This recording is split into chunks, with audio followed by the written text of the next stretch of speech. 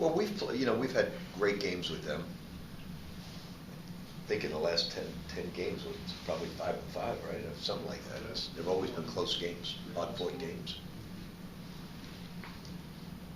Even if Kyle can play, I mean, is the kind of philosophy offensively is play the way you guys have played the last 2 games, you know, with kind of unleashing maybe Russ and Chris and those guys and getting them shots?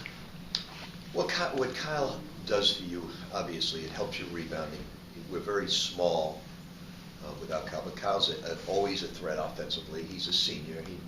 He's one of the better players on our team, so he definitely makes us better with him than without him. How's Rock doing since?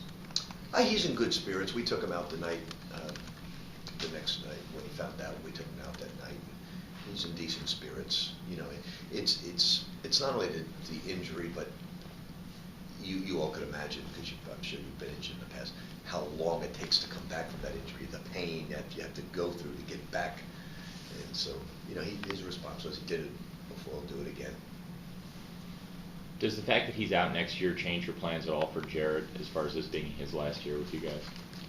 We still don't have we have to keep Rock on scholarship. Right. So we still don't have a scholarship. And, you know, I think our long-range plans have always been for Angel to play a lot of 4. You know, it's obviously it's a matter of just getting stronger.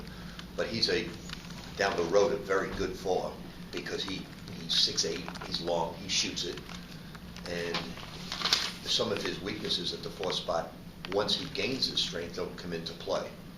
You know, he can defend a slower person, and he's long enough to give problems to that person.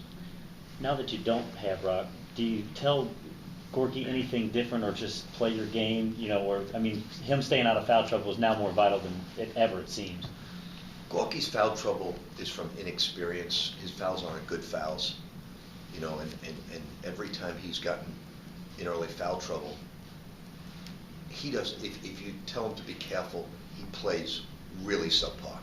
You're better off going without him because he just gets out of the way and doesn't understand how to play in foul trouble. So he's a very inexperienced player with that. So I don't want to tell him to be careful, because then he doesn't guard, he doesn't block shots, and he's of no value. So we have to get him to what we're working on right now is what we call walling up to the person.